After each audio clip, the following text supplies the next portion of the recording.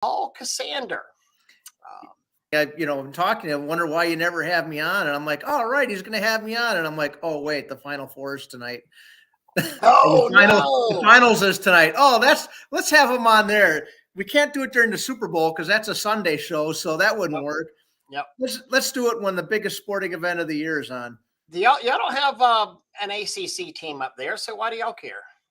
Yeah, well, we had a Big Ten team, and I think they got eliminated right away, though. So we're an ACC conference. Come on, man. Yeah, well, I'm sorry.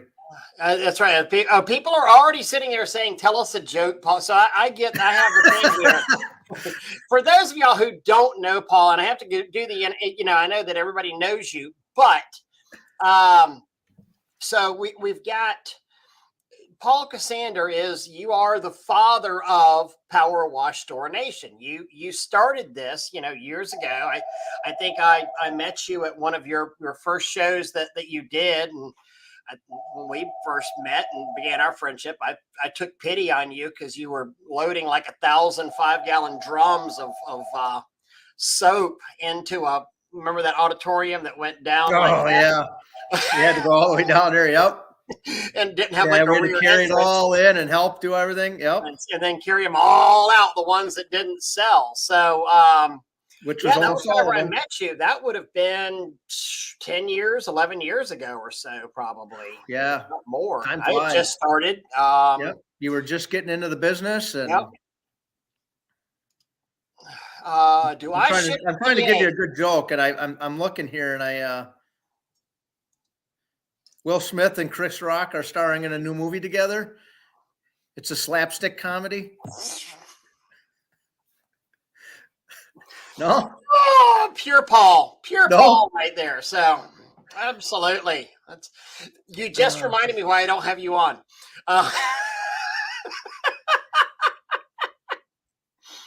What's the difference between a hippo and a Zippo? What? One's heavy and one's a little lighter. How can you tell if there's footprints how can you tell if there's an elephant in your refrigerator? I would hope. I don't know. Footprints in the butter. Oh, yeah. Yeah. Thomas, I do ship to PA. However, I would really recommend talking to Eric and Lisa in York, PA. We have a franchise there. So you're going to be faster shipping, and I guarantee you cheaper shipping. York, PA, correct? Yep. Eric and Lisa sites. They're one of the first franchises we got set up. One of the first two, and then they really do a good job up there serving up the Northeast. And Eric's a master at building rigs and equipment, and he really has some impressive stuff coming out of there. I hope to be able to rival him at one point, but man, he does some impressive stuff. TJ, what's happening, buddy? I will be getting to see TJ here soon. It's Masters in Augusta, so. Yep. See, another reason you have me on when everything's busy. And somebody said working man right there. Much respect. I assume they're talking about you, not me. No, I'm pretty sure it's you. Yeah, I think it's you. See, what I did is I went and I found an old dirty sweatshirt from when I used to wash here. My wash company. Clean, yeah. And I put that on, but it's here. Wait, there's some dirt right there, but it's probably just a food stain. You can joke about it all you want to, but I can call you at 7 o'clock. You're usually in the shop. I can call you at 7 o'clock p.m. You're usually still in the shop. So, you're one of the hardest people. Doug Apt is joining us. Answer the phone, Ray. You're missing us. I know. I could have, but Paul's important. So, what we're going to tell you guys are important. I'm surprised. I told him to answer it. He probably should have. I was thinking the same thing. I'm like, let's hang up and start over. Answer that call. I am so slow at the computer system. I mean, it'd take us the show would be done by the time I got the person, like Fred Johnson. Yeah, never mind. I'll call Eric and Lisa. She's quick on the keyboard. Lisa has fast fingers. Craig has said something. Paul Kassander Power Store F9's #1 top-selling dealer in 2021. Thank you. We're looking forward to. Actually, I'm going to be in Nashville Thursday and Friday. They're doing an F9 and Deco free That's right. F9 Deco and training seminar up there. That's right. For Mark anyone. Giuliano has logged in as well. He was just above Craig, so he'll be there for that. Yep. Yep. Mark will be there, and then they're going to be doing some good training up there. So looking forward to that. Not looking forward to the drive so much, but I guess it's better than sitting in an office. You're a road warrior. I did what 12 days on the road. 12 days on the road with you and Tim last year. Yeah. I'm last year. That's his beard. Your beard there didn't used to be gray till you until I rode with me for that many days, because then you think Paul's Facebook jokes are bad. You ought to try them live. Ouch. Or try riding with me. Yeah. Yeah, you are a little scary of a driver. I'm married. I'm married to Tanya. I need to drive. Yeah, but you were also in the back seat sleeping, listening to the 24-hour podcast pressure washing thing that they had going on, and then you just slept. That's true. So it was pretty easy for you, Tim. Gas boosters. I noticed that Tim doesn't want to ride with me anymore anywhere. He just drives himself now. Yeah, well, no. Have you seen Tim's new truck? I don't blame him. Paul's going to get his money regardless. Yeah, true. I have noticed that about Paul. Paul. Yeah. Paul sends guys by like eyeball my store every now and then just to check me out. I got my people out there. Well, one of the things, when we were talking about doing this and maintenance and by the way, you said I've never had you on. Doug said he's asked you. So I got to say you have been asked, but Doug's usually my coordinator for these things. So, because I said, Doug, we've never had Paul on. He goes, I've asked Paul before. That's because Doug knows better. It's not a too exciting of a show. No, we want people to stay on and watch. See, look, no more comments. Everybody. There's 2 people watching. So yeah. There's 2 people watching, and it's you and me. Yep. So we were talking, this is probably different than a lot of the podcasts you're on, because we actually try to have fun and not be overly boring. But we're obviously going through kind of a real interesting time right now. You just shrunk. In the washing industry. So, for guys that are listening, I don't want to spend the whole, time on this, but let's just address supply chain issues and get that 800-pound gorilla addressed right there. What are we seeing? Well, I think, what you're dealing with is, it's obviously unprecedented. Everybody's, I think, well aware of everything that's going on. I mean, and it's trickled down to literally everything that you can think of now. I mean, even Amazon is having shortages. We're being limited on purchases from suppliers to a certain extent. Some suppliers, they don't have it in stock and they won't even let you order it because they don't want to deal with all the back orders being in place. Mm-hmm. It kind of started last year, was really the big thing. Obviously with COVID and the shutdowns and everybody being forced out of work as not being essential, and all the shutdowns in China and all the different things that happened, that disrupted the chain. And then you had the big freeze last year in Texas, and that had a major impact on plastic and poly resin. And, I mean, basically, you have shortages in metal and you have shortages in plastic. Right. The 2 things that are literally in everything we consume. Right. So you have that, and then factories shutting down and supply, a year of COVID shutdowns and all that type of stuff happening. So you're seeing all that, hit now. Prices of everything are going through the roof because, supply and demand, that's just kind of how it works. There's not a whole lot you can do about that to stop it. No.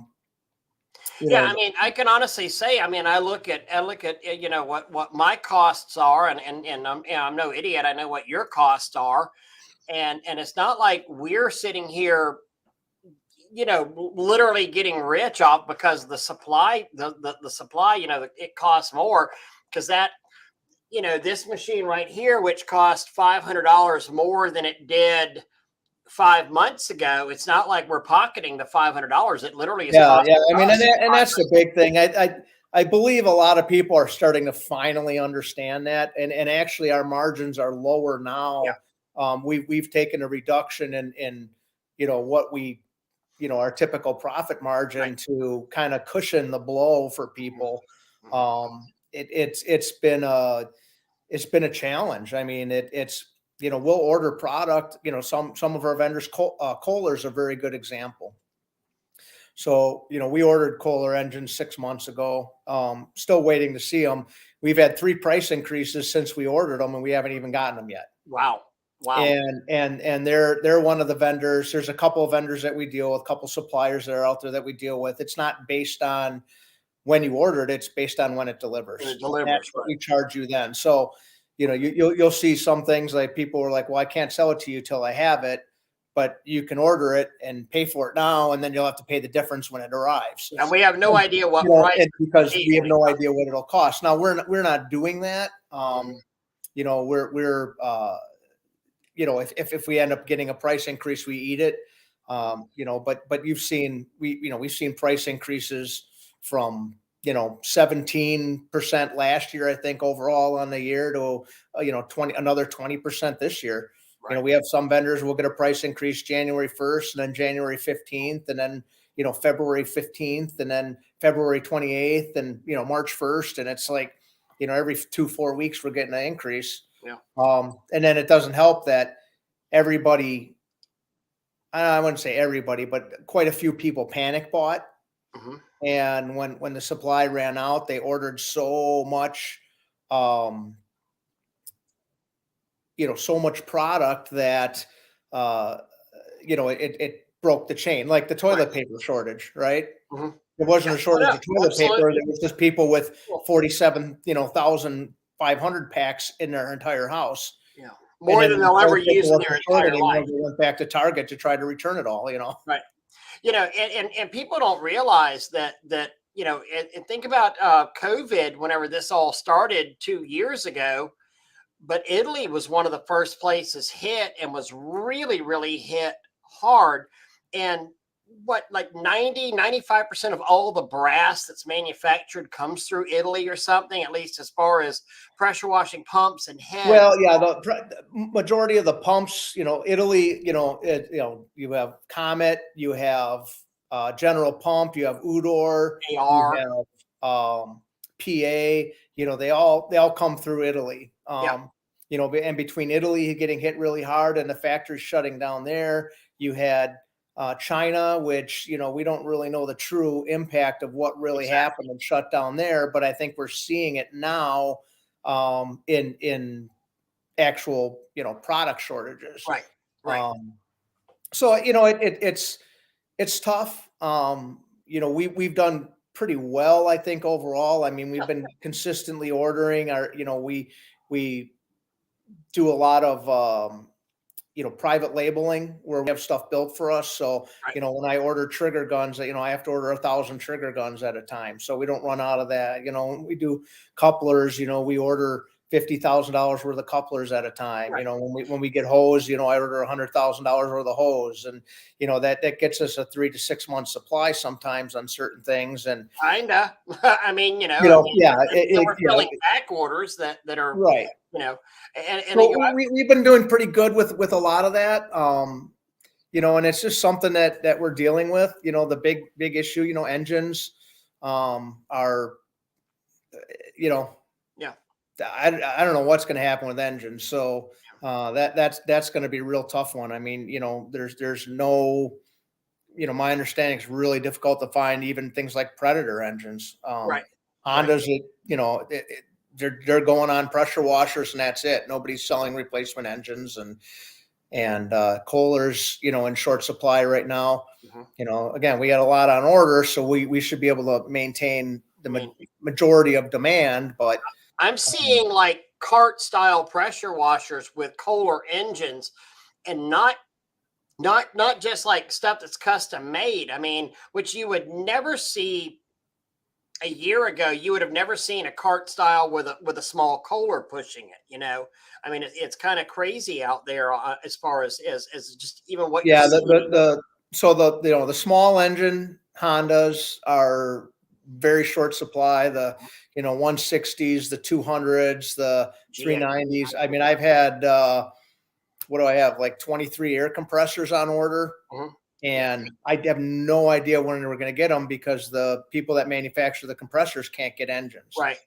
I would say, there's some manufacturers out there. I don't want to call any names either, but I would say it rhymes with Gryton, and they make things that you would put.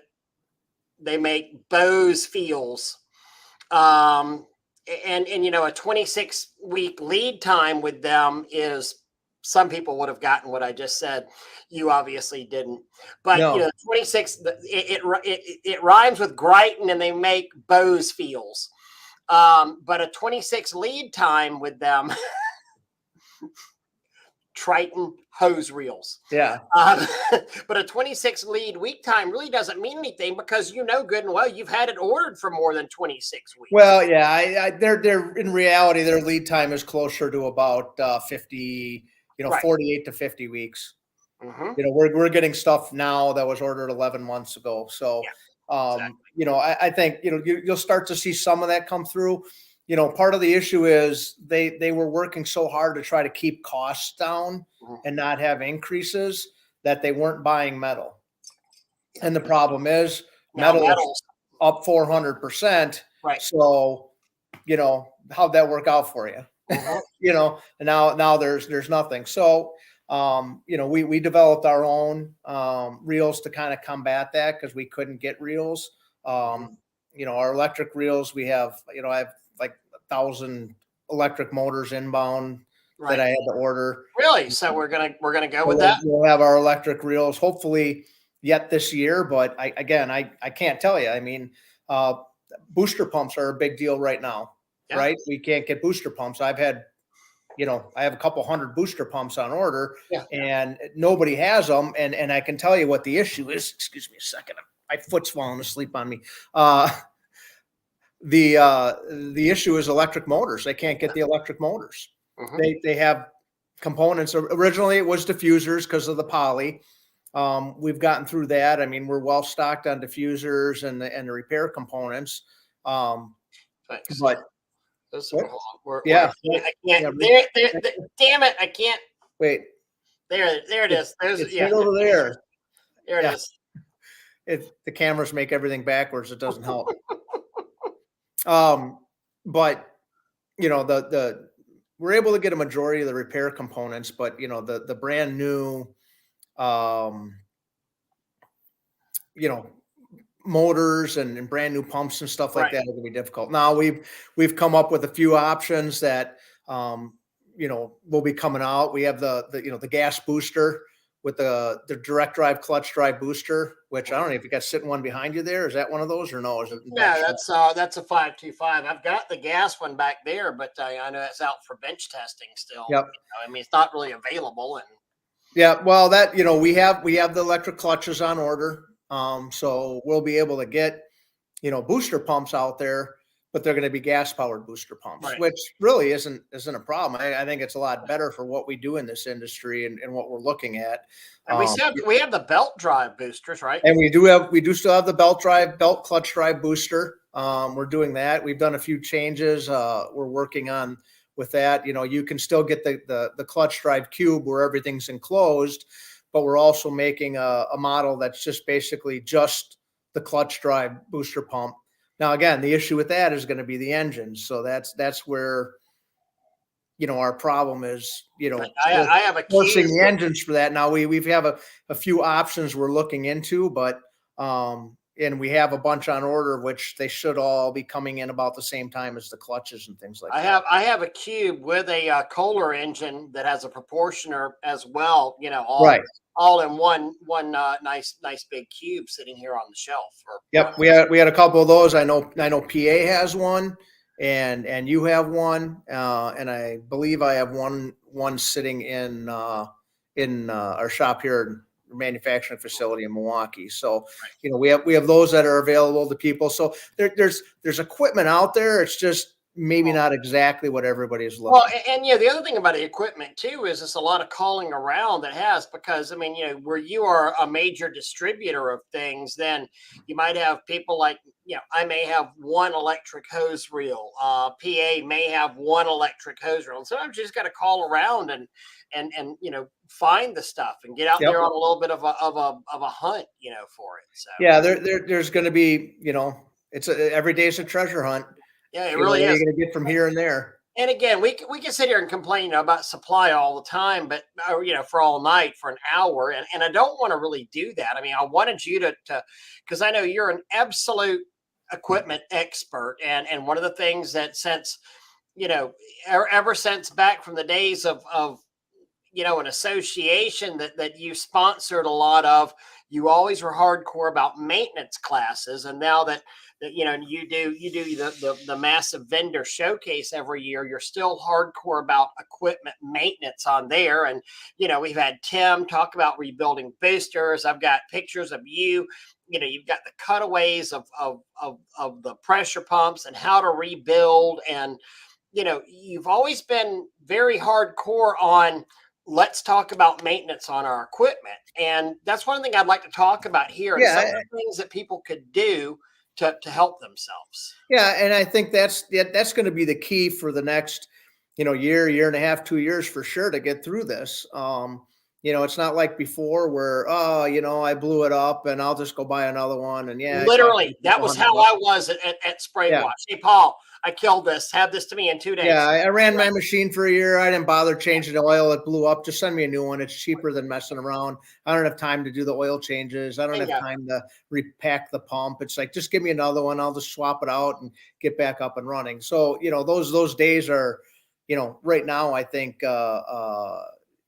gone for a little while. And I think regular routine maintenance, I guess a good benefit has been that, for the most part, the common repair parts that you would use in the general pumps and the Udor pumps and engine parts and components actually haven't been all that difficult to get. I mean, we've been able to get pretty much everything we needed: replacement carburetors, coil packs, pull cords, handles, gas caps, whatever you might need, things that wear out, and that's been pretty well. The booster, Gould's has been pretty good at keeping up with us with our diffusers and things.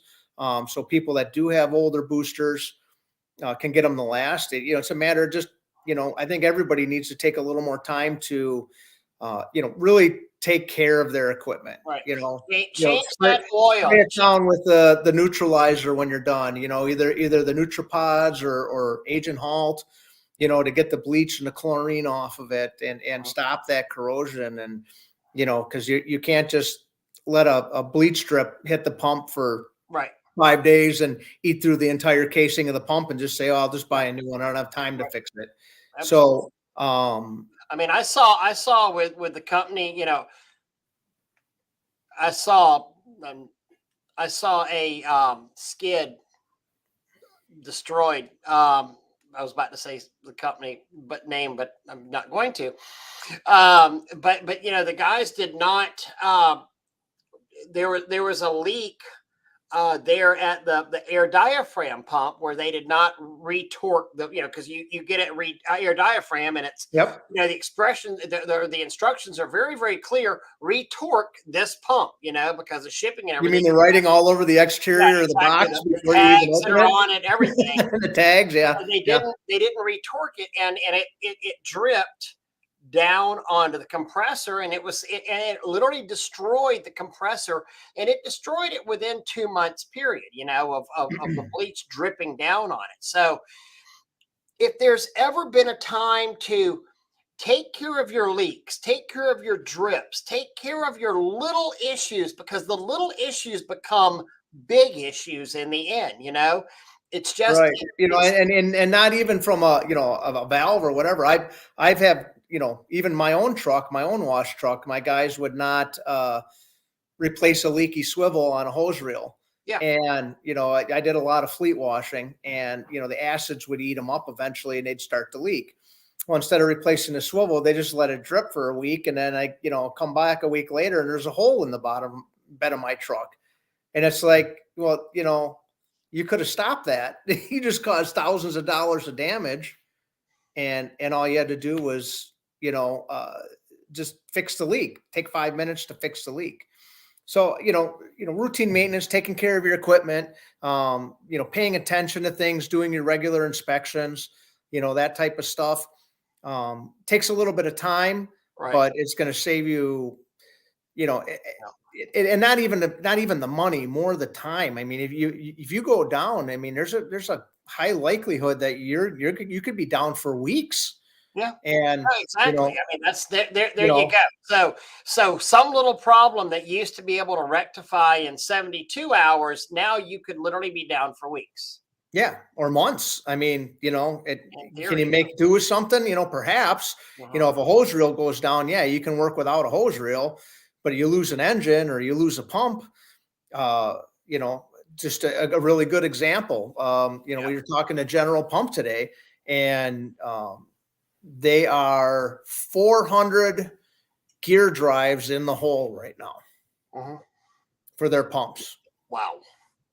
So General Pump is. Yeah, General Pump is 400 gear drives behind their orders and demand. Just to get even, they need 400. Right. So again, a container comes in, it might have 600 or 800 on it, but by the time that container comes in, it might be sold out. Literally, be sold out. Yeah. Yeah. So Michael Melton is wondering, will we sell the booster and clutch so we can use our own motor? Is that going to be an option of that? The belt drive one will likely be available like that. The clutch, the direct drive clutch, we probably won't be doing that right away just because of the complexity of the wiring and installation and everything else. So perhaps eventually we will. Not something I've really thought about right now. It's kind of, we're trying to build it as a whole unit type thing. I guess somebody doesn't like what we're saying, blah, blah, blah. They got as much substance as my 2-year-old SH sitting in the garage. Well, thank you so much for your comment. See, I told you having me on was a bad idea. This, you realize, so if you think that, you're a freaking idiot because you're willingly watching this. Understand that. So you see what happens when you bring me on? This is what you get. I've never seen that on any other show. But hey, you know what? I can fix that. Well, let me see. Let me come up with a dad joke. Maybe that'll help. Yeah. Let's see. I cover my 12-volt in red tape to encase the bleach strips. Yeah, that works of art. No, I mean, it's actually not a bad idea. Let's see. I got to be careful what I read. All right. Sorry for the shade. Let's see. Being the man in the mirror, All right, Samuel. You can stay. So I was in the shop and saw a man throwing milk and cheese about. I looked at him and thought, how dare he? That's dad joke and Wisconsin joke all together. Yeah. Here's the thing about the dad jokes, that the dad jokes aren't for you. The dad jokes are for me. And what I love best about the dad jokes is the groaning and the moans. And when you just close your eyes to just kind of shake your head to not say that, that's the best. I think that's that's the best part of the whole thing. Yeah, absolutely. The visceral reaction that you get from people wanting to vomit. Yeah, that's is it wrong to enjoy other people suffering like that? It is. It makes you have masochistic and sadistic. Sadistic when you enjoy inflicting it. Yeah. So that's what you are. My wife gives me a one joke per day limit. She Tanya doesn't. I get zero. Tanya won't even listen to me anymore. Yeah, I think that's kind of where it's at now. They won't even listen to me at all. So what are some of the things we could do, and we've got the boosters, and we know that the boosters, we need to clean them out every now and then. We need to rebuild them. If you can run a little light acid through there to bubble out your the sodium Sodium dropout, fallout, the the sodium calcium buildup. Yep. fallout, that lands on everything. It's great. So here's one of the things that I don't know how some people realize it, some don't. But actually, one of the ways to make your equipment last the longest is to use it, Right. Yeah. and True. use it a lot. Use it regular. I had a call from somebody today who's like, man, I have not ran my booster in, like 4 months, and I turned it on today and now it's flipping breakers. And I said, well, here's what we need to do. I said, you've got some crud. You've got crud in there, and we need to get it washed out without tearing it all apart, and Yeah, so using it regular, regular maintenance.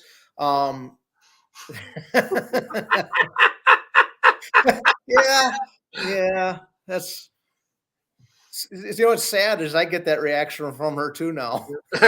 yeah, you get the same reaction from my wife as I do. Yes. Yeah, I'm stepping up in the world. Right. Not only does my wife ignore me, your wife does my too. My wife ignores you too. The I am my wife's one joke minimum. That's awesome. But so anyway, going back to where we so using it more frequently, taking care of it. Actually, you don't want to empty the pumps out completely.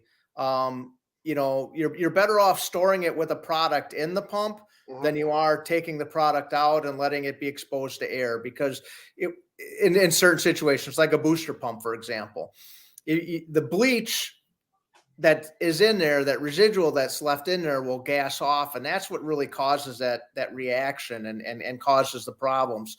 So one of the best things you can do if you're going to store your equipment for any length of time, let's say more than a week or two, anything that has bleach especially, but pressure washers, if you're storing it for more than, let's say, 30 days, booster pumps or anything with bleach, anything more than a week, I would say, is to actually run antifreeze through it. Right. And the antifreeze is going to do two things. Number one, it's going to lubricate the seals. It helps keep the seals soft and pliable. The O-rings, they don't dry out, they don't get brittle. It also helps stop the corrosion. The rust inhibitors and things that are in there will prevent the I'm getting all messed up here. Will prevent the corrosion from happening and actually help it to last longer. Especially pressure washers, when you store them for an extended period of time during the winter. That's one of the biggest things that we see with damage, is that water sitting in there will evaporate, and then the minerals in the water will begin to pit the seals and pit the seats and things like that. So then when it does operate, the O-rings and stuff that are in there that help create the seal get chewed up on the rough surfaces. Right. And I want to point out a couple of things on here that Gene O'Neill said the only issue of the booster is a shaft eventually breaking, which is weird, because I dare say I have probably been through more booster pumps than most washers in the world. I mean, I ran 4 service trucks with it. I have literally never had a shaft break. I've seen one break, and it may have been Gene's when he called us. Weird. I've never had. So yeah, if something like that to happen had to really bind up, or it was just a metal flaw from the very beginning that finally exposed itself. But I haven't seen that. I mean, I've seen tubes rust out. I've seen massive damage internally from the diffusers getting wedged and people just running them till they melted them down. I've seen stuff welded together like one big ginormous piece of plastic, but for the most part, I mean, I've seen literally the case is rot off from SH to where you couldn't hold the tube on them before from incorrect drips coming from the intake on there, where it was leaking and wrapping around the intake of it.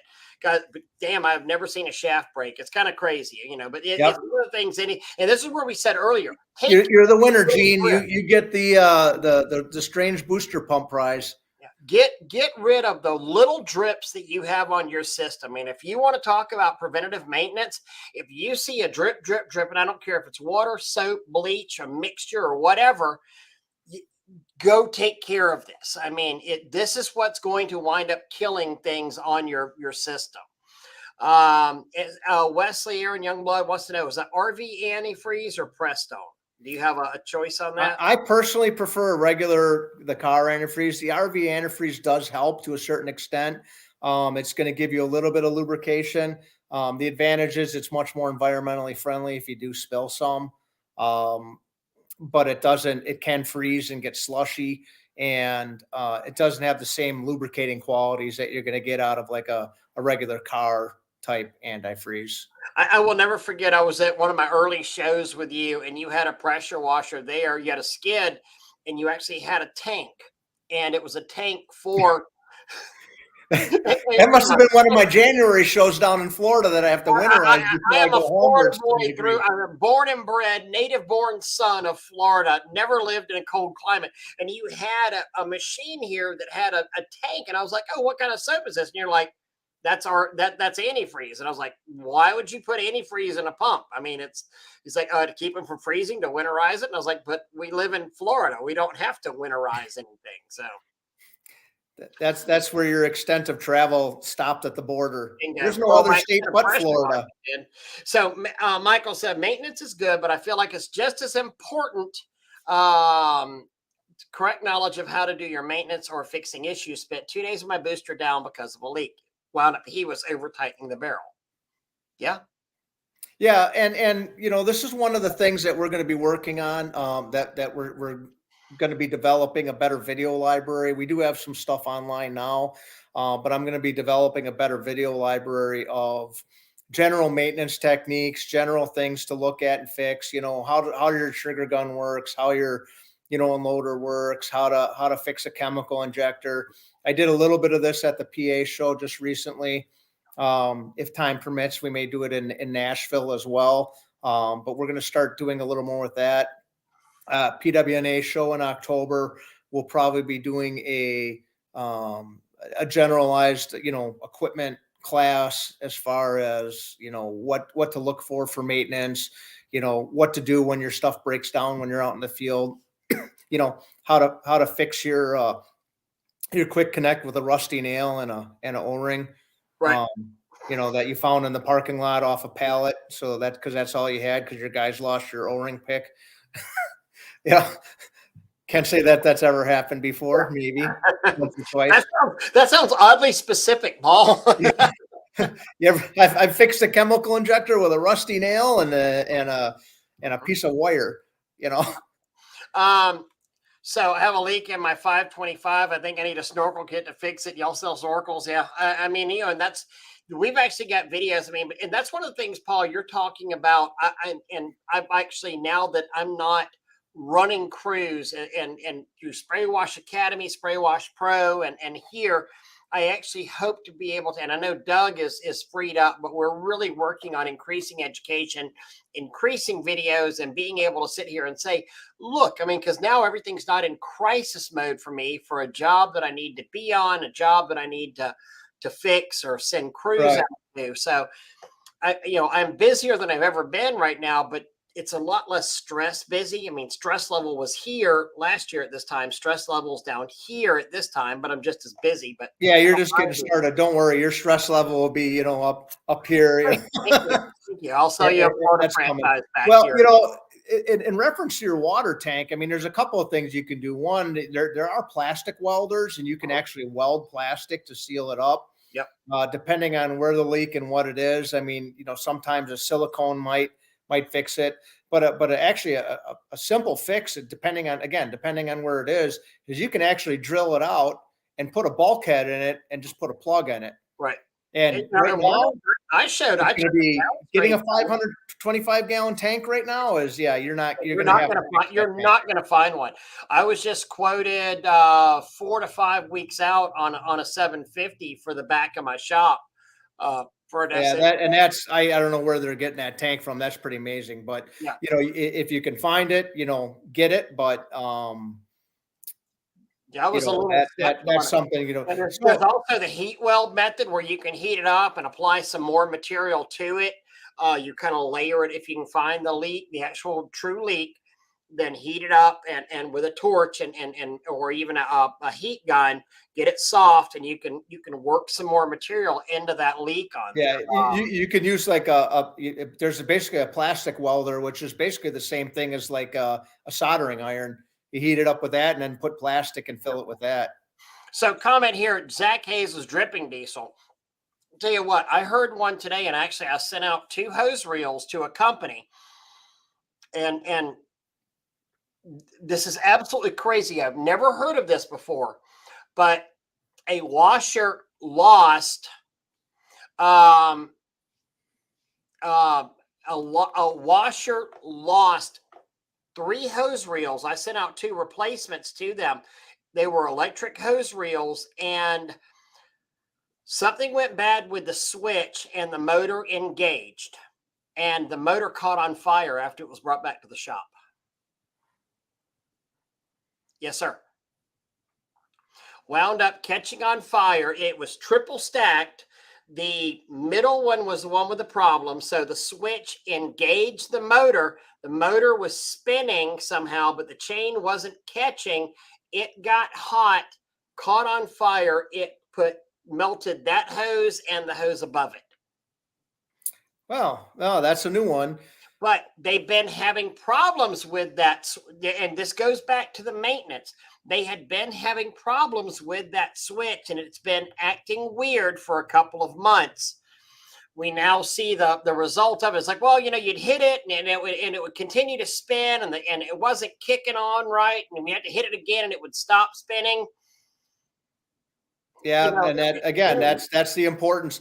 Something that was a $25 repair is now a well, I can tell $1,000 you repair. exactly how much it was from our standpoint. It was about $1,200, including the shipping, Yep, and that doesn't include the hose. That they probably $700-800 with the hose that they lost. exactly. Yeah, and that's kind of one of the things. Small problems become big problems if you don't take the time to Jim take. Bob brought up Flex Seal, and as annoying and as nasty and as messy as that stuff is, it does actually work. Now, keep in mind, once you put it on something, you're going to have to use xylene to get it off, and you may melt whatever you put it on, with the xylene. But Flex Seal is amazingly good for Yeah, I've heard that actually does work pretty well. yeah, We've gotten a few booster pumps back covered in Flex Seal to yeah. try to fix the leaks and silicone and everything else. Somebody, Jacob Dell, how do you install a bulkhead? You Well, have you drill a hole that's the size of the bulkhead. That's the first thing, and it has to do with a hole saw. You can't do it with like a really small drill bit and try to rotor zip it out because you're going to have a lot of problems. So I would use a hole saw, drill it out to the size. Some of the tricks for getting it down in the bottom of the tank, you can actually use a piece of string and Mhm. run it from the hose up to the top, and then put the bulkhead on the string, and then let it slide down the string to the opening, and then hold it with your hands and put the nut on to tighten it. And you reach in there like that and pull it back through. Yeah, we've Yep. we've done several. I've literally taken duct tape and put a ball of duct tape on the end of a drop tube, and reached down there through it and fished it through it that way. And then the duct tape Um, fell off, and then you had to send Finn down in to get it. well, actually, for Jacob, I would say you'd need to cut a hole big enough to get into the tank. So that basically is tank Yeah. size, Jacob. Yeah, Um, Jacob, yeah, I think you cut the top off your tank, climb inside, and then you can hand it in really easily. so that's why I've shut off switches or hose reels. Exactly. I said the same thing. I said, I'm Yeah. going to now recommend a boat cutoff switch. Well, every reel, and even in the instructions, every reel is supposed to have either a resettable breaker or a circuit breaker on it. Really? Yeah, that is in the instructions. So a couple of things could have helped prevent that. So we use a inline resettable circuit breaker when we wire all ours up, so that if there is ever a short, it'll trip that breaker before it melts everything down. Because a ground or something hitting it, if something grounding out, cause those wires to start melting, you can burn your entire rig to the ground. He's actually lucky literally that it didn't travel back to the battery and start something else on fire. No, this person actually parked their rig in the garage, and the employees came in and they said, "Hey, boss, we think that rig is on fire back there." And it was Friday, and it was like, "Oh, April Fools, ha ha ha!" And then no, it's on fire. Yeah, what a great day ha, for ha. a fire! Oh, I didn't just fooling So with me. they're probably 5 minutes later than they should have gone and checked it. But yeah, I mean, it's thing. Somebody said, and Gene is saying he's got a 600-gallon fiberglass tank if anybody's in need, willing to sell. Stuart, Florida. Solenoid stuck open. Stephen Button, use a really small employee. Yes, That's what I said. Finn would be perfect. He can fit in there. fit Anthony in there. Just had his wife in the top. There. And Bill Wilson is joining us. Lance works on there. Yep. Yeah, we used to, before I figured out the string trick, and I don't know why it took me so long to do it, I used to drop the bulkhead in the bottom of the tank and then use a lance to try to push it to the opening and feed it through. No, Jacob, if you cut the top off the tank, you could fit in there. And then you have a summer cooling pool.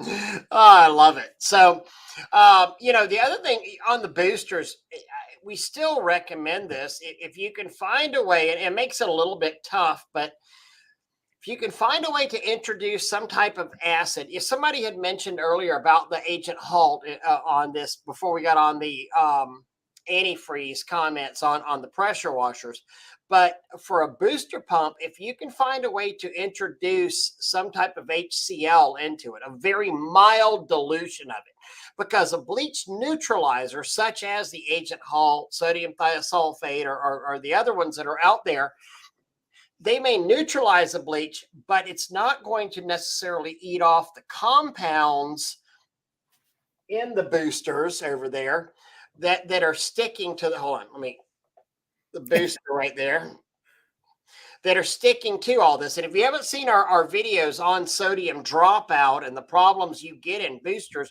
I really recommend you look at that over on the Spray Wash Academy YouTube page, because these diffusers, the impellers, your three-way ball valves, all of them get gummed up with a layer of sodium and calcium dropout from the water that binds to it. And it's not the booster slinging it out necessarily, because we even see it on the check valves and the three-way ball valves before the booster. But if we can get that out of the system with a mild acid, a 10-to-1 muriatic, maybe F9 cut down 5-6-to-1 or so, run through our system a little bit. Yeah, you got to make sure. It's also very, very important that if you're ever going to do that, you have to make sure that you flush all the bleach out of there and you don't have it anywhere near the bleach, because you just don't want to. You don't want those two to mix. That's bad. Right. Bad. Yeah. Very bad. I've always felt, that little port that's on that little port on the side, that would be the perfect way to introduce acid into your system in there. You could, and because that would be, if the way we plumb them would be after the master check valve, so you won't backfeed the system. It'd be impossible to backfeed up into your proportion or anything like that, and you could take that out and use a little 12-volt pump and actually force it through. Right. Gene just said I have a solenoid I need to replace now. Guys have been using a hammer for a week now. Yeah, and I'm happy to share information like this. It's true. What I'm telling you, the guy's rig almost burnt down and he lost 2 hose reels. Absolutely. So Gene, I guess if they're I'm curious how you would use a hammer to turn it off. Are they just pounding on it, or beating on the wires till they break or something? Jam it into the gears to keep it from spinning. I'm wondering how a hammer works to shut it off. So what we're talking about on these boosters is, so you have no idea. I've been doing these videos now for like 5 years, and it's so cool to have a shop where if I think of something, I just go over off the shelf and pick it up, Yeah. And it's new and it's not all busted up. Not right? That's kind of nice too, right? Rusted out, but yeah. So this is a port right here. And you could, in theory, take this out, put a, what is that, a quarter inch, and you could inject into there. Right. Yeah. If you had a little like a SureFlow pump, or even any type of 12-volt pump, Right. screw a quarter-inch pipe thread by whatever size uh, barb of hose that you have, and then just connect it. You can disconnect the outlet. You could actually, if you didn't want to run it through everything, if you have the pro switch on it, just unscrew the pro switch off it, force a little bit of acid through the pump alone, and then flush it out really good, and then you're back in business. Aaron Ritchie uses a hammer to fix his computer issues.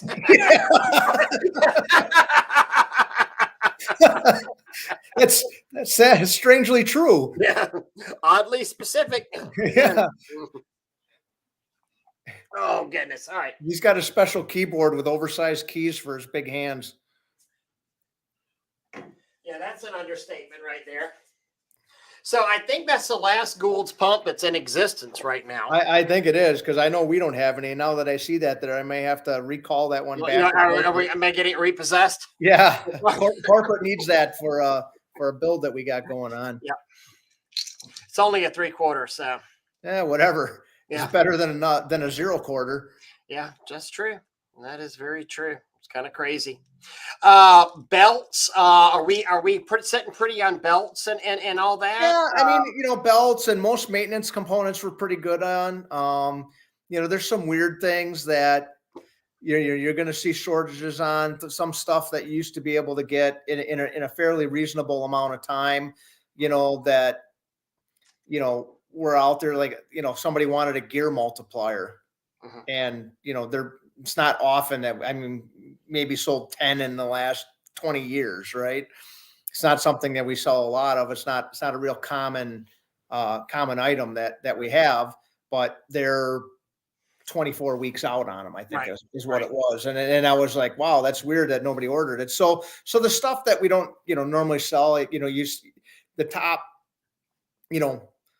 20% of our items, which make up probably 80% of our sales, 80% or 90% of the overall industry sales, the top, 500 or 1,000 items, those are pretty readily available. It's, when you got a weird pump, I got a TSF 1746 B8, W, whatever, and they're not going to have a kit for that because they sold 20 in the last 15 years. Right. So it's they can get it, but yeah, we'll put it in production type thing.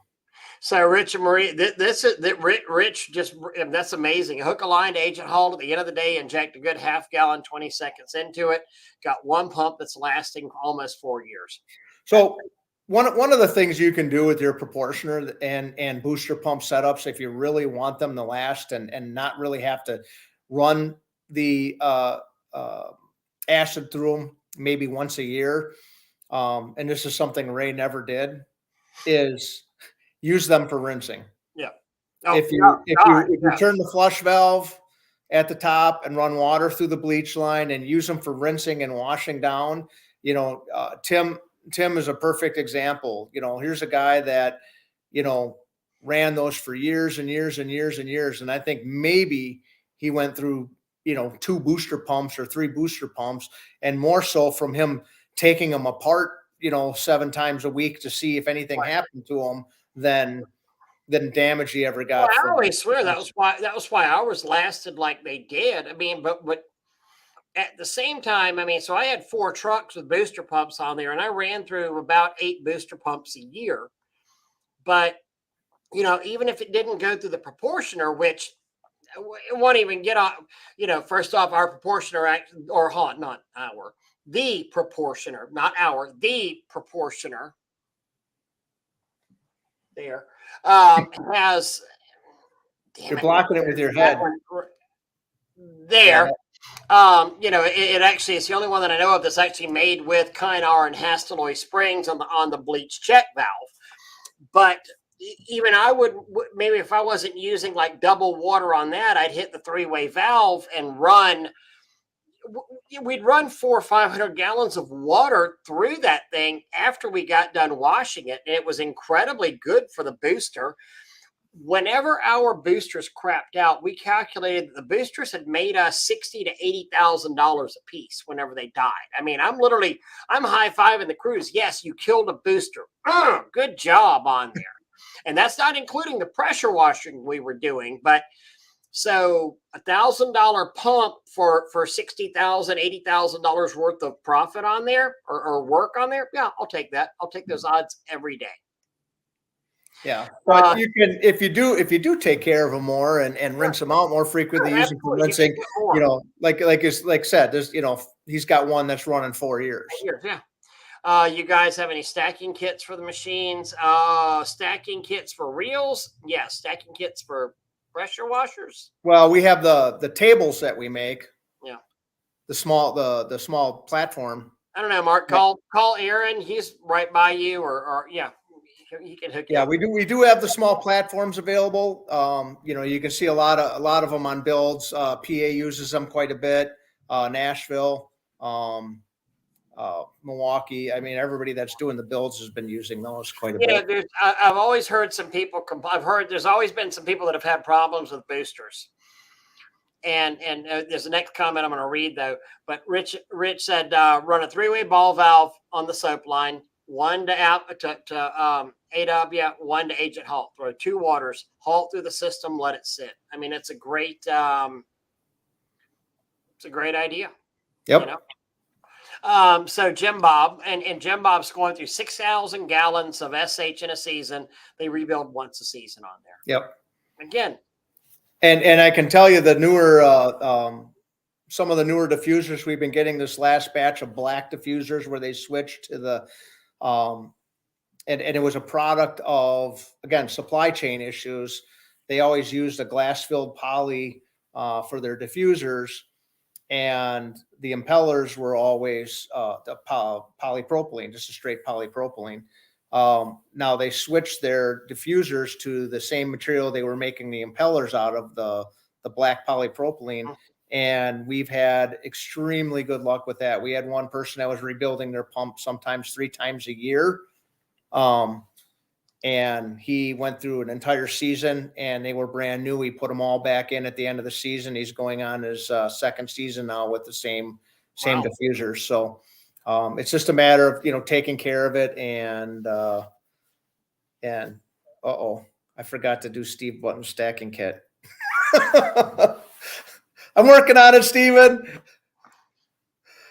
You're a horrible person, aren't you? I gotta take care of an email for a second. I gotta make sure I get something done. So Wesley, I think you're close to you either call me at the store tomorrow, 850-701-9274.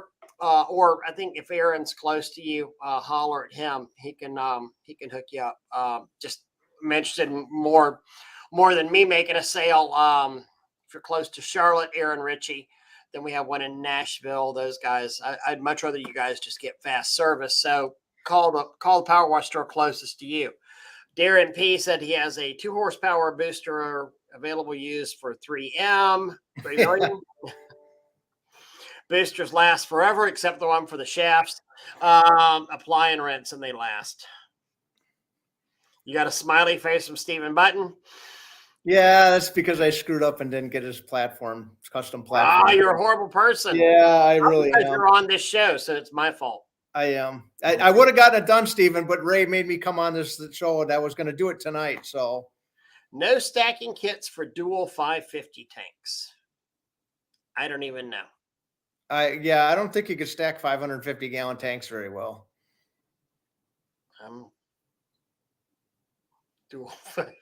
I'm a little lost there. All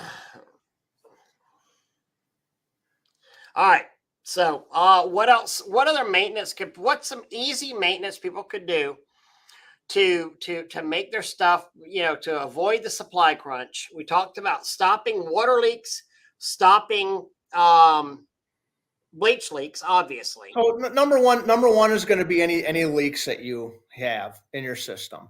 Whether they're air leaks, whether they're water leaks, any type of leaking issues. Air will destroy pumps, pressure, 12-volt booster, diaphragm pumps. Air is the enemy, and it's very important that you're, maintaining your connections and keeping an eye on those things. If you feel any type of cavitation or see excessive vibration or feel any like chattering in the line, that's typically a sign that you have an air leak. So you're going to want to make sure you monitor your connections, Right. drop tubes, things like that.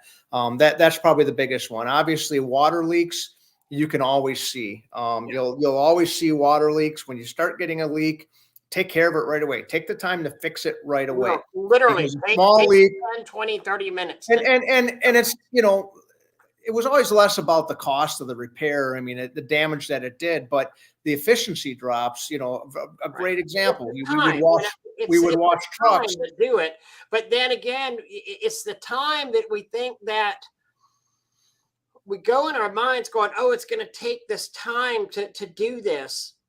But what you just said, the efficiency loss, we don't think about the efficiency loss that we're having where, think about whenever you get a brand new whisper wash hooked up to an 8-gallon. In fact, I had a guy come in today going, holy crap, I need to get, he's like, I need to get some 2503s or 2504s. I cannot keep my new whisper wash on the ground. And he had a relatively new 8-gallon a minute pump. And he got a brand new whisper wash. And think about anything, the booster pump, a pressure washer, how amazing it is whenever it first runs, when we first hook it up and it goes. And then the efficiency, as wear, the efficiency lowers and lowers and lowers and lowers on there. And we wind up trading out this efficiency loss just because we don't do sometimes things wear out. But a lot of times the efficiency loss is caused because of our lack of maintenance on things. Yes, exactly. That's exactly right. When we would wash fleets, a small leak, you'd lose half a gallon of a minute of your flow. And instead of doing, 30 or 40 trucks an hour, you're down to 25 trucks an hour. And, that 5 or 10 or 20 or 30 minutes to fix that one issue, your loss of pressure, your loss of flow, your loss of production, it just got a lot harder to make, to do the job. And booster pumps and whatever it might be. It's just, I can guarantee you that there's not a single person on here that does any washing that's had a leak or had a problem doesn't know exactly what we're talking about. No, 100%, and probably some guys will go out tonight or tomorrow and go, yeah, I need to take care of this water leak now. And it'll help you. And all of a sudden you'll get back 10, 15% efficiency. And think about this. Whenever we first all switched to 8-gallon, we went from that 4 to the 5, and then we went from the 5-6 to the 8-gallon a minute. We're like, oh my God, this is so much faster and so much better. But how many of us have 8s that aren't actually putting out 8 anymore because we've got air leaks and water leaks and they're kind of barely hanging on? Gene brought up a lot of issues from not having proper water filters. Yeah. So one of the things with the water filters that we'll see actually quite a bit is that people will have a tendency to buy really high mesh filters. Mm-hmm. So the way water filters are rated is it's rated by the mesh. So it's basically the amount of cross hatching within the filter. You'll see ones that are 40 and 60 and 80 and 120. So the higher the mesh, that means the more crosses there are. But what that does is that creates such a small opening that it can actually restrict the flow of water into your unit. And if you're, especially down south, where you deal a lot with algae growth within the tank, if you get a screen mesh filter that's really tight and really fine, it'll actually clog up really fast and cause restriction issues for you. I always liked a 40 or 60 mesh filter, nothing smaller than that, or no more mesh than that, no larger. I don't want anything. I don't want a 120. I don't want a 160 or a 200. 40 to 60 was good because it's going to stop all the larger debris that can get through your pump. It's going to allow maximum flow. Any of the smaller stuff that's really not going to cause a problem with the unit is going to work its way through. Now, are you going to get a piece of plastic through there sometimes, or a small string, or a piece of Teflon tape? Potentially. but that's all part of your regular maintenance and not letting, pine needles and everything drop into your water tank, Ray. I mean, Wow, oddly specific again. yeah, So, so that kind of stuff will help you to, maintain the didn't you find you effectiveness and the found the efficiency. bird's beak? You found a bird's beak in somebody's proportion. Yeah, somebody had a bird beak in their proportioner, Ray. I mean, somebody. From somebody. Um, Machine stop charging the battery. You have a check this first, check this next suggestion. Well, first thing you could start is put a load test on the battery. If your battery's more than 2 years old, more than likely it just needs to be replaced. Batteries do have a lifespan and charging cycles depending on how much load you're putting on them. If it's just starting and stopping the pressure washer, typically they'll last a really long time because you're not drawing. The only thing you're drawing off is when you restart it. First thing I would check though is if it's new and you're not getting charging.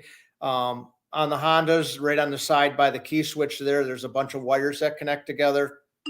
There's a couple of gray ones and a black one and white one. You want to make sure that those pin connectors that are in there are clean and corrosion free.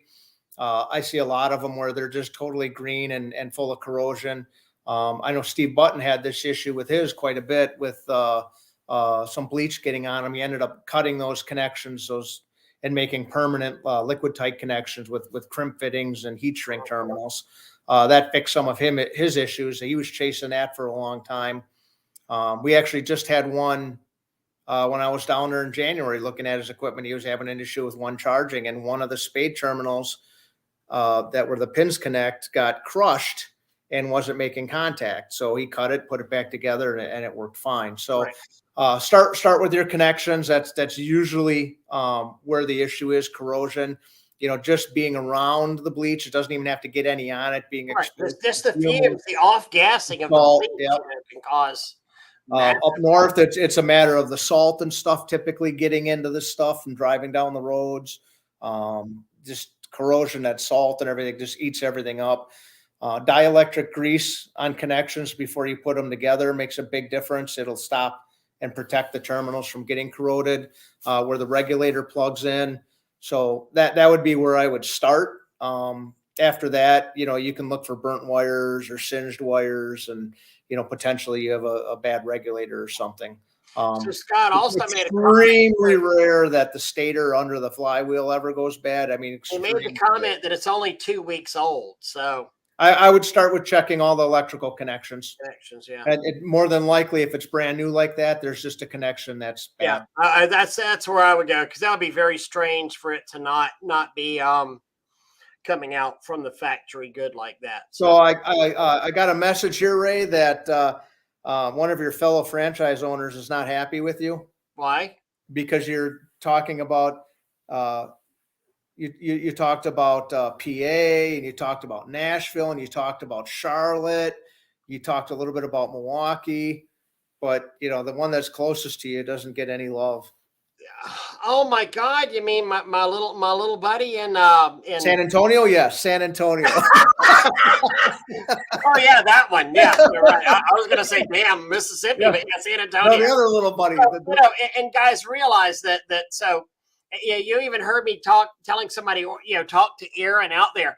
But so, Paul, it's not really my job to do this, but God knows I'm the biggest.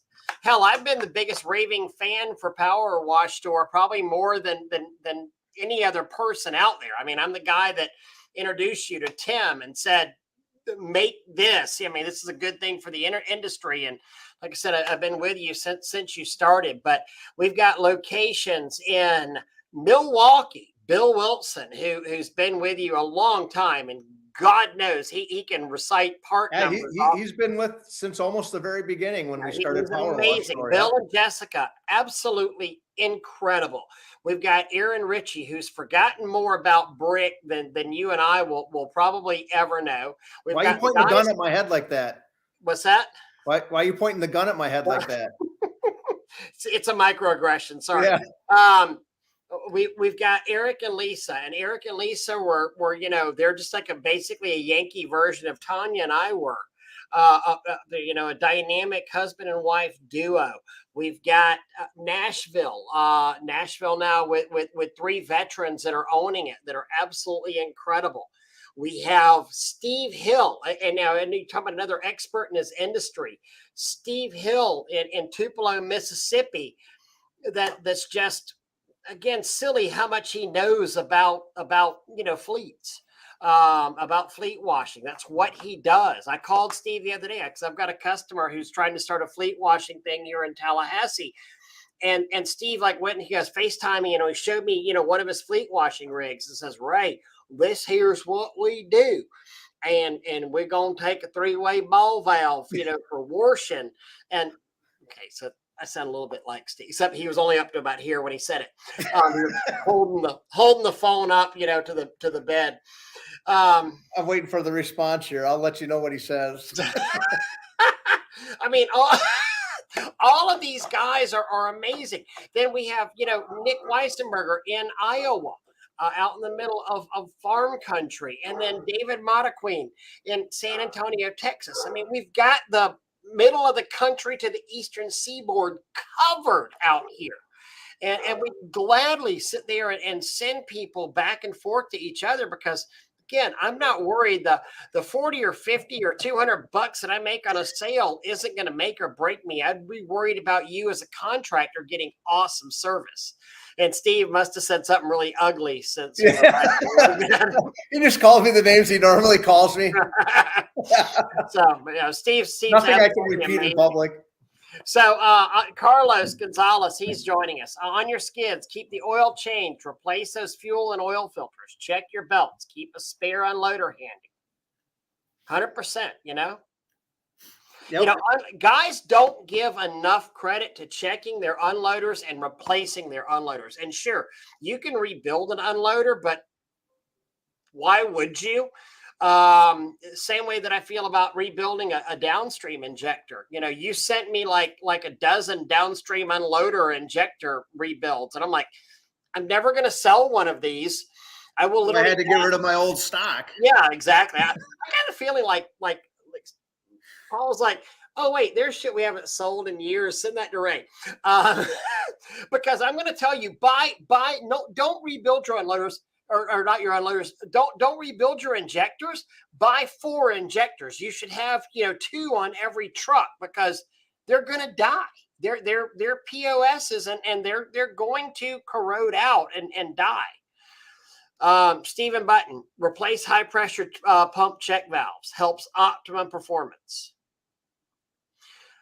Rich, anything we can do to clean or flush the pro switch? Having problems with lots of crap and corrosion getting into the line going to the switch.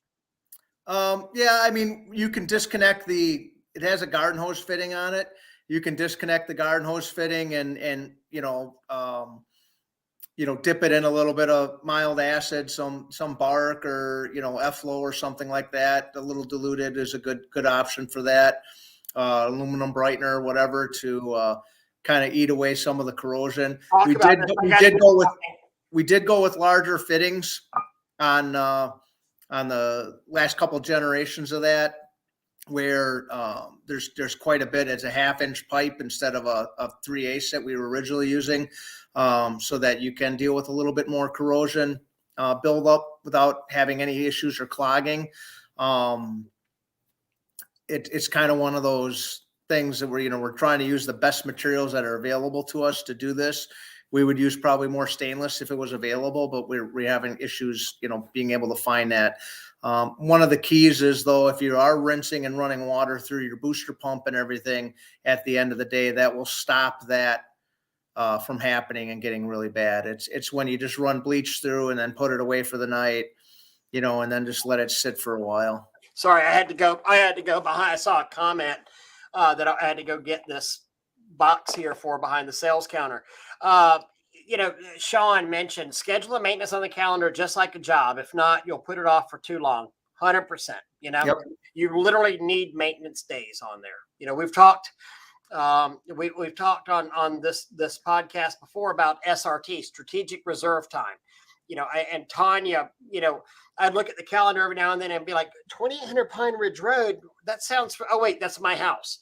She would literally put our house because to be cleaned, because I would put it all. Yeah, honey, I'll get to it. I'll get to it. I'll get to it. Sometimes you have to actually schedule these things or it won't get done. Now, Scott Stone made a comment of replace your nozzles, replace your tips. That will kill your cleaning efficiency. These things wear out. Would you speak to that for a minute, Paul? Especially if you're like, I did a lot of fleet washing. I did a lot of two-stepping, and I would have to change nozzles really every week, basically. Right. When you're running acids through, the spraying system's nozzles are a much longer lasting nozzles than the general pump nozzles, because they're machined out of a one piece of stainless, where the generals would use a carbide insert. If you're running just water, the carbide insert nozzles will have a tendency to last a little bit longer as far as keeping their overall opening size the same, but they can wear a little bit more, and the pattern of the spray will change. So just the friction of the water alone will change the pattern of the spray nozzle. Again, like anything, they wear over time. The more mineral content in the water, the more aggressive your water is. Think of it like water jetting. What is it? It's a slurry in water pumped at high pressure, and it can cut metal. Well, these tips are metal. Just the mineral content in water alone will begin to wear away at that metal and just tear it up. Well, I mean, people don't realize the power of the Grand Canyon was made by water. I mean, I thought it was aliens. Water flowing. Well, unless you're one of those flat Earth guys, then where it just dropped. Never mind. I'll stop there. I mean, the power of water can erode metal. It can dull things. It can torture people. I mean, it's really, really. That got dark really quick. Yeah, I did, didn't it? Sorry, I went all Guantanamo on you. So Nick is a person. So tell Steve, and I want to give a shout out to Steve Hill. Literally, Nick came in the shop, and I was telling him about Steve. Boy, this guy has forgotten more about fleet washing than I'll never know. And this is where Steve went out there and showed me the video where he went and held his camera up on the deck of his trailer, showing me, and a simple, cheap two-step device out there, and it's amazing. It was incredibly smart, and you'd waste a lot less chemical, and you're not going to spend $2,400 for a startup business on a 3 hose two-step process on there. And Steve is, and I think all of us at the Power Wash store, every one of us franchise owners, are willing to help each other and talk each other through problems. Yeah, and that's one of the things that's really great about the crew that we have, is that everybody really has a very good area of expertise. And that really helps to help all the customers and people that we talk to get the best advice that they can get, because everybody's had a washing company and been washing for years. We're not a guy that's washed for a year and decided I'm going to start selling parts and equipment because I know everything. It's Steve has over 20 something years of experience. Aaron has a ton of experience. David, everybody, right? Nick and Lisa and Eric, and Nashville runs a wash company, and everybody just really understands that. Bill, with his knowledge of the industry, so everybody's really got a very strong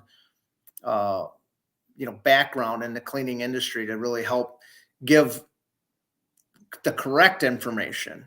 And there's a difference between being right and being correct, because you can be right. Yeah, it works, but are you correct? And is it really the right thing? Is it really the correct thing? I guarantee you 100%. I can go out here and I can attack. I'll give you a great example. I can be right about this. I can attack F-flow with muriatic acid. I guarantee you I can kill most F-flow with muriatic acid. However, if I went and attacked it using the F9 cookbook and using Craig's, methodology, and then using his F9 product, it's going to go a lot easier and a lot safer for me. So there's right, and then there's correct. All right. Well, another good example would be I can get calcite build up off the surface with pressure in a turbo nozzle. Yeah, That absolutely. doesn't mean That's it's the right. best way to Yeah, do because it. did I get it off? Yeah, but Yeah, was it's it not. correct? So No, is it's the not surface correct of the because I brick. destroyed the surface in the process. So Yeah. there's being right and there's being correct, and it's more important to be correct than it is to be right. Yeah. So that's why I typically don't jump on a lot of things A lot of because conversations. Yeah. just Well, that and the whole time thing. So here's a great question from Melton. Uh, is it really bad for pumps to turn down and adjust your unloader all the time, or is running your unloader turned or running your pump with the unloader turned way down? What's your opinion on that? it's not. So the pump is just a pump. The pump is designed to do one thing. It's designed to pump water. The pump really doesn't have anything to do with pressure other than the fact that, that pump, a TS 2021, for example, is designed to pump 5.5 gallons a minute at 1450 RPM. That's what it does. Right. It's not designed to, doesn't create pressure, doesn't do anything. What creates the pressure is the nozzle. Right.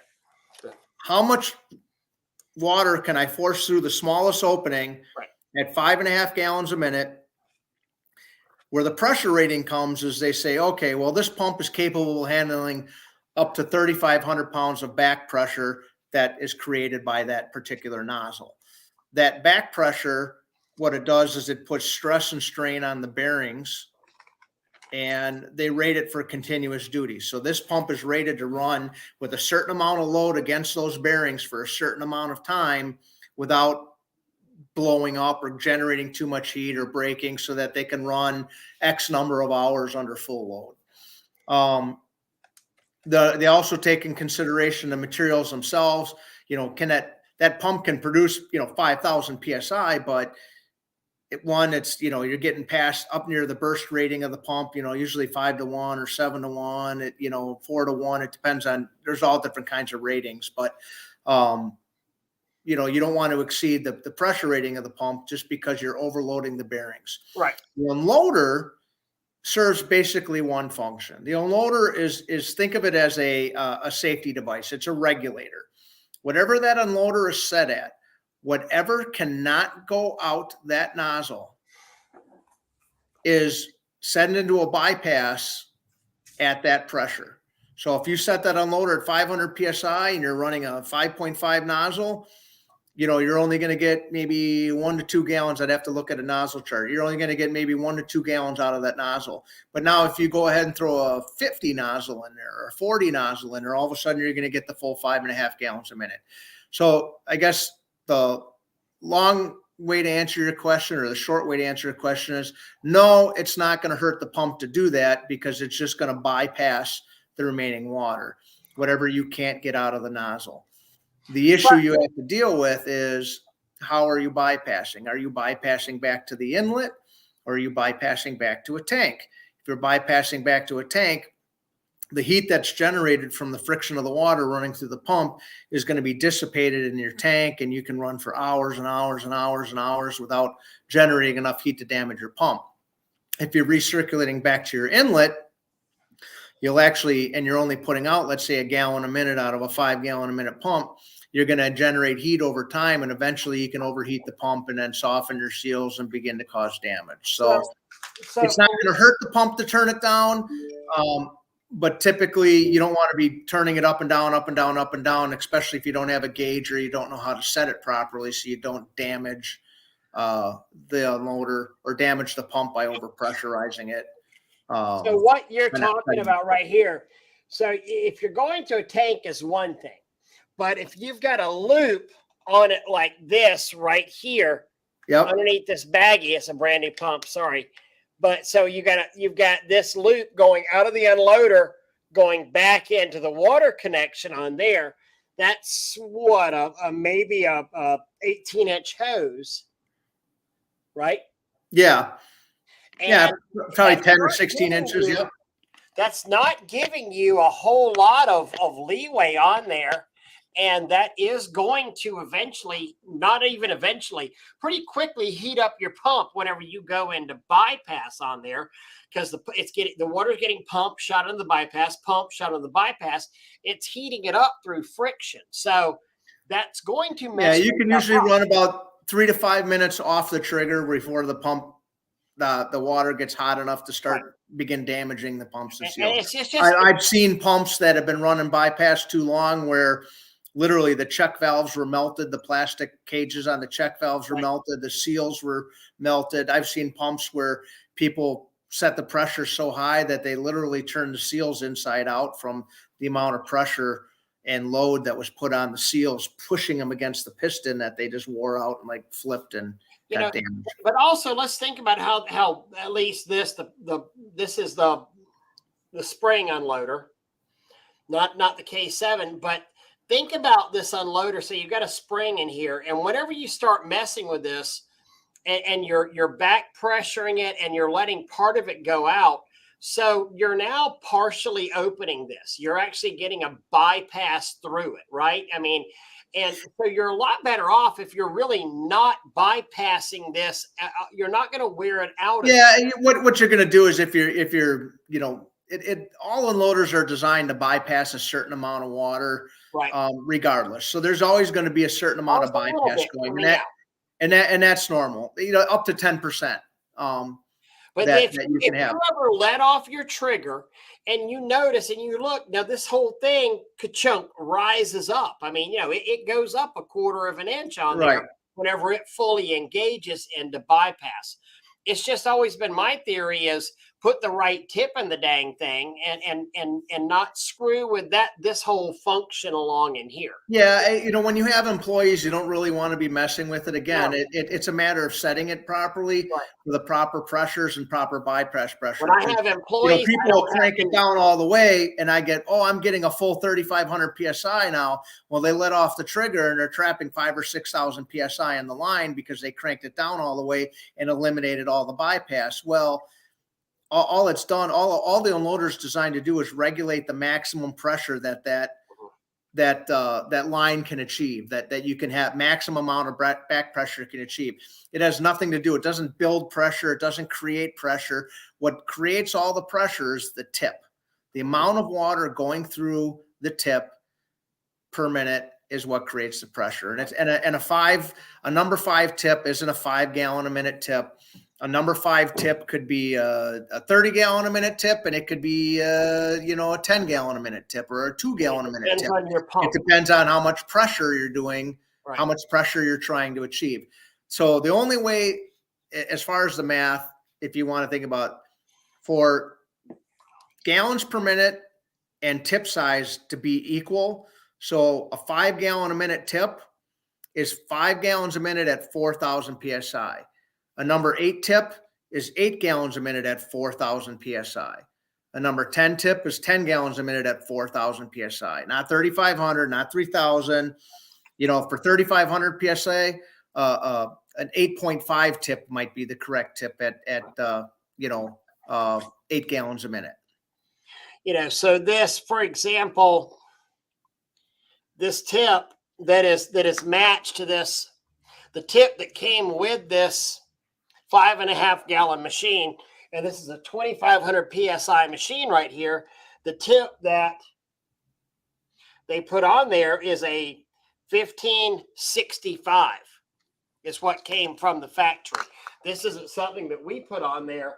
It's what came from the factory. So a 6.5 nozzle is the correct size nozzle for 5.5 gallons a minute at 2,500. So here is the green, again, 25 at, you probably can't read that, but at 6.5 on there.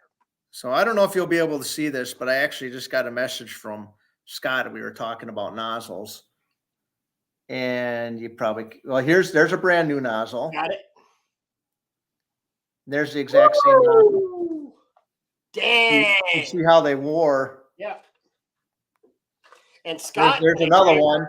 These are all the same size. Mm-hmm. That's Just all the more same flat size back. nozzle, Yep.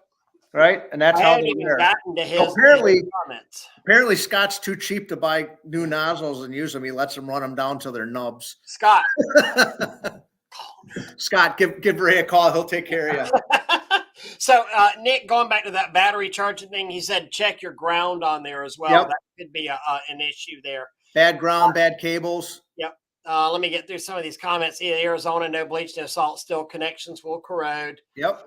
Don't waste your time and money on rebuilding Suttner guns. Agreed.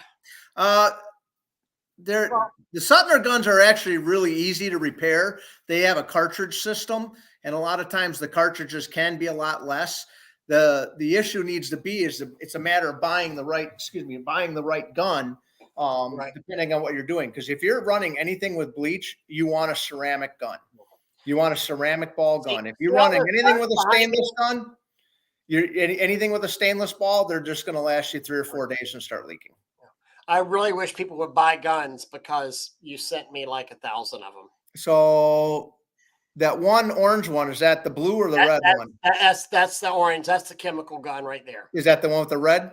Yes. So that's got the ceramic ball in it. So if you're running anything with bleach, that will outlast a regular one, 20 to 1. Right. Any bleaches or acids or two-stepping, that's all I ever ran in fleet washing. And my guns, I'd only have to replace them a couple times a year when they ran them over or dragged them behind the truck for an hour. Here's a hell of a compliment. Look at there. Yeah.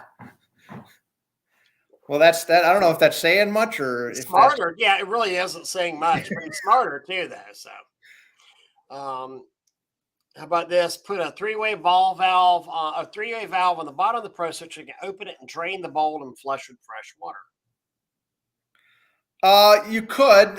Part of the issue you run into why we don't put three-way ball valves on the outlet is they're not rated for the pressure that the booster pumps can produce. And then they end up breaking. I did take Scott to a great breakfast buffet. I did. Wait, what? I didn't go out to breakfast. I did get Chick-fil-A sandwiches that one time I was there. So that was all right. Well, that was in Orlando that I took him. See, we actually deliver. We deliver to clients like Scott. Oh, yeah.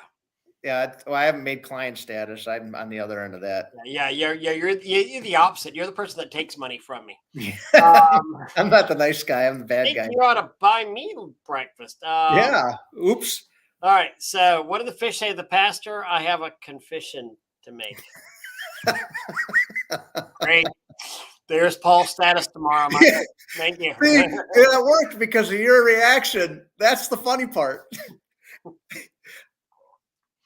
That's the best part. I just love watching the reaction. Is that Paul guy new? Yeah. He said. Yep. Thermoshock is Leslie. Thermoshock is not good for ceramic pistons. That can crack the pistons if you get them running in bypass too long. They get too hot. You squeeze the trigger. The cold water can cause them to crack. I love this advice, especially if you're running crews, especially if people are working on your trucks for you. Plain and simple, don't touch it. I mean, don't screw with the unloader. Don't let them unload it. Don't let them touch it. Get these without the adjustment nozzles. Get it set it like the old what was the Ronco the air fryer they had or the grill. Set it and forget it. Get the green springs, get the blue springs, set it and forget it. Well, what you'll notice on a lot of the newer equipment that's coming out, they're using a glue pen to mark the settings of the unloader so that they can tell if it's been adjusted or messed with, because that will void the warranty as far as some of the things are concerned. Why mess with the unloader when you can throttle the engine down a little bit? You can. It doesn't change the setting of the unloader. It'll still bypass at that pressure. You just want to cheese the MAC pressure out of the same smaller tip. Yep. Nick's gonna need that chem gun. Absolutely. Place mine with ceramic. They only lasted 3 weeks. I don't know. I don't know what you're running through them. You might be getting some Hardly. debris stuck in them or something. Then I would probably go with the general YG 5000C then and see if that holds up longer for you. Oh God, here it starts now. Why did Tigger look in the toilet? He was looking for poo. Ugh.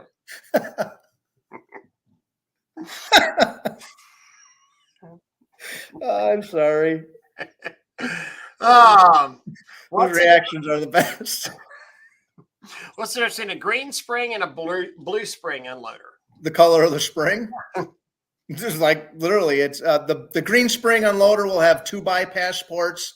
The blue spring unloader has 1 bypass port, and then the other difference is the color of the spring.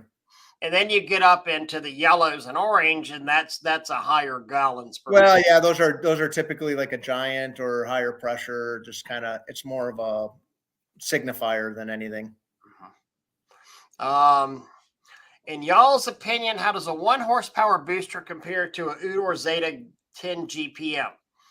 I think you're going to get more. My personal opinion, I'll let you. Let me do this first here, because I've used them both for washing. The Udor Zeta 10 GPM is an absolute beast. It is a monster of a pump, and you can spray a solid 10, 15 foot further with the right nozzle, the right hoses, than you can with a 1 horsepower booster pump. They're amazing pumps. Now, here's the con. Go to an exploded, so the Udor booster pump, or the Udor Zeta compared to a Gould's booster, I've got 4 replacement parts. I've got the cups, the diffusers, and the impellers, and then maybe some other random stuff. On an Udor Zeta, I have approximately 235 different pieces that could go wrong. My personal opinion on it. But they're amazing pumps. Don't get me wrong. Paul? Yeah, you're right and correct. You're talking a couple gallons more volume out of the Zeta, higher pressure out of the Zeta, self-priming. There's some really good things with it. The booster pump is designed to be a quieter operating type system. It works really well when primed properly. They work really good. The Zeta can give you too much volume depending on how you're using it. But it also gives you the flexibility to reduce that and throttle that back because it does bypass. You can throttle that back to a small cone nozzle up to the full 10 gallons a minute. So you have a little bit of flexibility in there. From a standpoint, both of them are a little bit air sensitive. The diffusers don't like air, and the Zeta check valves don't like air, and the tubes don't like air. Really what it comes down to, it's kind of a personal preference type thing. I really like using the boosters because they're quiet. They spray nice. It's not too much pressure. You can get good distance. You can get good coverage. You can get just about everything you need. There's situations where the Zeta where I just need that extra range. I need that volume. I need that pressure for cleaning. There's no right or wrong to it. Right. But the Zeta will outperform a booster pump all day long. All day long. Yeah, you're comparing an 8 gallon a minute pressure washer to a 5 gallon a minute pressure washer. 100%. They're both going to work. Which one's better depends on the job. Yeah. And then whenever something goes, and again, I'm a booster guy, and when something goes wrong with the Udor Zeta, there's a lot more things that could potentially go wrong with it. However, most likely it's going to be because it wasn't primed correctly, and you get air in that triangle, and it's going to be either a seal or part of the triangle, that splits because of an air hammer going up against it. And the Zeta, the Comet 40P, kind of the same thing as the Zeta. They work well. They're a little less air sensitive, but they are also air sensitive. All the units Oh, are. everything's None of the stuff this is whole designed to pump air. It's all designed to pump liquids. pressure washers, Udors, Comets, boosters, proportioners, everything is air sensitive in this industry. You know, I mean, it really is. It is what it is. I mean, this is why if there's something to take away from this show tonight is, by God, go and check for your water leaks and your air leaks. And if you have a water leak, then you have an air leak. Would you not say that? You can have an air leak without a water leak. You can have an air leak without a water leak, but if you have a water leak, then you also have the potential for an air leak. If you have a water leak, you have an air leak. Yeah, correct. Unless it's on the pressure side, But I guess. you can have a water leak. You can have an air leak without water, but if you have a water leak, then you also have an air leak. Yeah, it depends on where it is. Correct. If it's a water leak on the inlet side, you have a water leak and an air leak. If it's a water leak on the outlet side, you have a water leak because it's on the outlet side, it's under pressure. Blue mark. Orange guns with a blue mark. Original equipment lasted a couple of years. The ceramic replacement started leaking after 3 weeks on both that I repaired. Well, the blue one is not ceramic. The blue one's not ceramic. The red one, the orange gun with the red outlet is ceramic. Yeah, I'm out of and that's coming in my next thing. So the orange gun right there, that is a ceramic. The blue that goes right there, that is stainless steel. So somebody, something's wrong. So Andrew Snyder, he likes my shirt. He doesn't like yours. I have a nice shirt underneath, Steve. Well, see, I was working out in the shop today, and I'm too cheap to turn the heat up, so I had this on to keep me warm. Best booster trigger gun we've been using, Gilmore. Anything better, more professional, that lasts longer? Gilmores don't last like they used to. I was a big fan of Gilmores, but I swear something's changed about them, because over the past year and a half, 2 years that I was using them, they started like really not lasting long. So hold on. Yeah. There's the blue washdown guns. They're a little bit more durable. That's going to give you the same type of spray pattern. They can handle the pressure. You can use the poly guns. We've had really good luck with the poly guns. And then you could do something like that where you got the ability to change this is a gun that we're all familiar with this body, with this Suttner body here, right? And but it will change. This will change from a stream to a shower. You also have this nice cone that's protective of you. I haven't tried this with a booster yet. I'm going to get some video of this going with the booster to see how it looks with 8 gallons a minute flowing through it. All right, let's see. Modification with a quick change out of the orange handled low pressure poly trigger gun. Stainless half-inch. Guys tested it. A big job, worked well. Means when these guns crap out, it's an easier, faster replacement. Modification to change out the orange handle low pressure only trigger gun. Oh yeah, so he just put instead of screwing it into the gun there, he put a quick connect, a half-inch quick connect on the inlet. Yeah. Because it's half-inch, so you can. We've done that before. Half-inch stainless fittings. It's simple, real easy. You can change guns. You can do multiple types of guns with that. We used to set up our equipment like that at shows for doing demos and everything like that, so you could see all the different guns and how they worked. Scott says just do with a 2-horse booster and customize the proportioner. Yeah, the high flow proportioner will work with the 2-horse. You just want to something like that. You probably want to run 3/4 lines instead of the half-inch lines. So when you don't have positive water pressure to run a booster, that's how we consider 8 at this point industrial job sites. Yeah, the nice thing about the Udors is and Comets is they're self-priming, and that is a problem, with the boosters at this point. Still we always have that issue. Have to get them primed.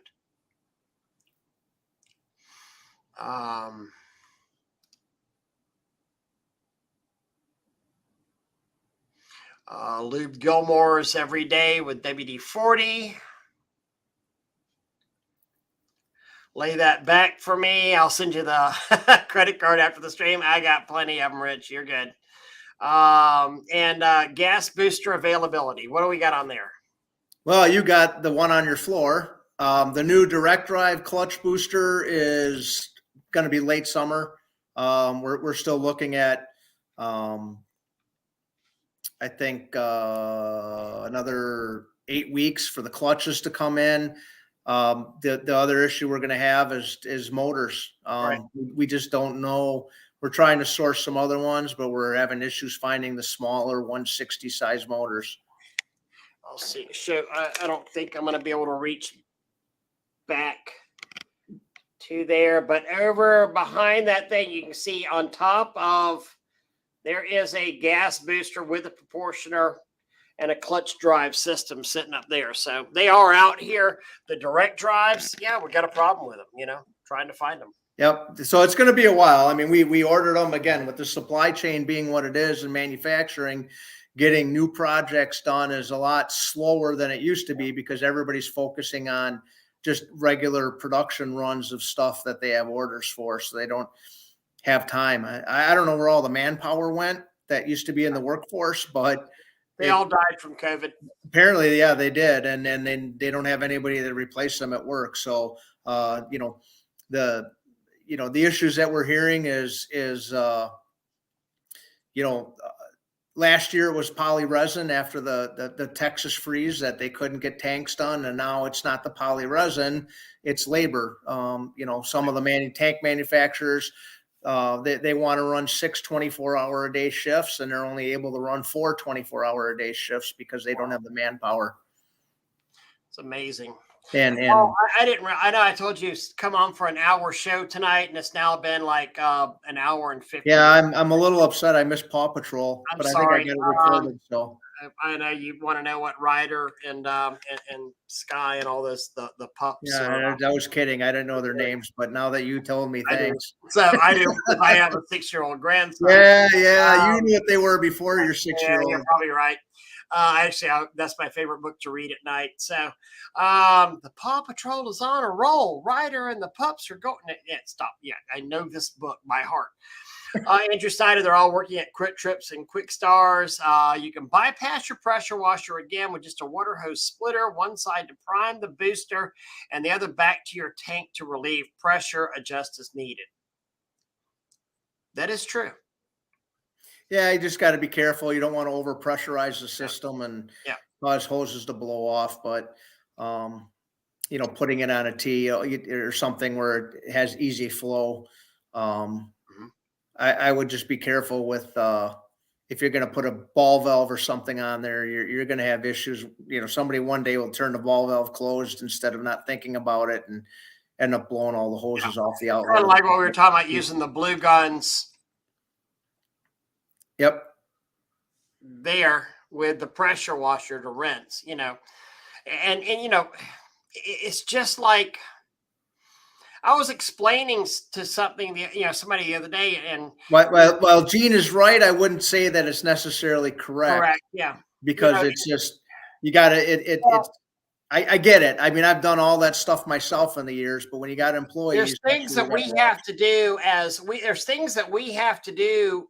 Well, first up, there's things that you have to do as an employer, and then there's things that we have to do as a company that may seem excessive, but like right here, prime example.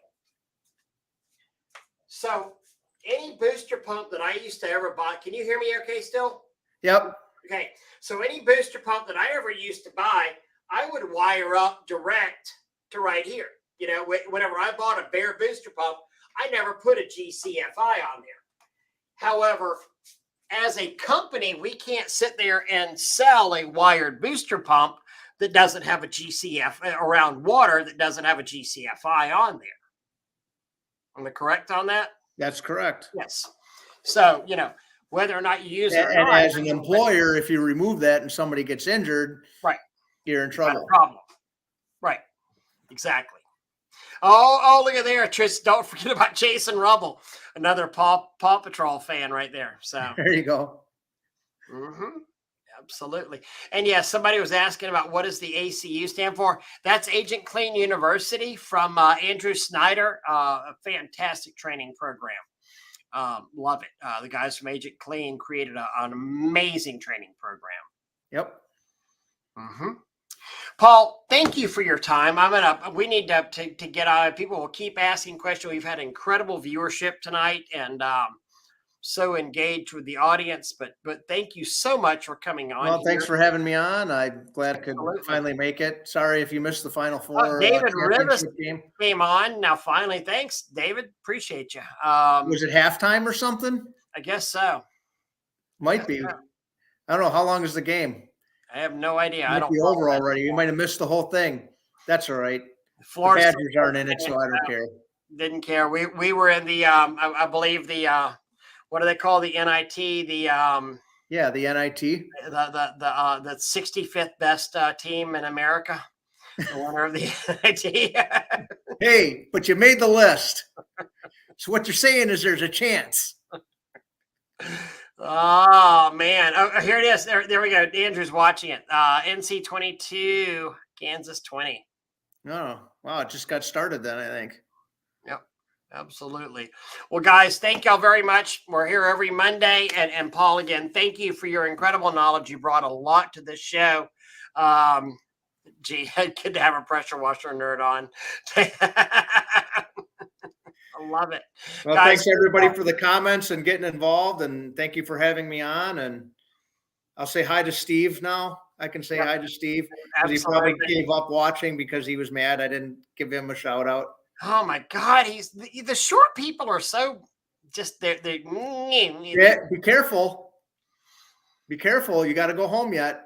Oh shit, that's right. No, that's how I know this. Well, you got that. Gonna have to sleep on the couch in the back room. All right, sign off. Say good night, Paul, and don't leave. Good night. Good night, everybody.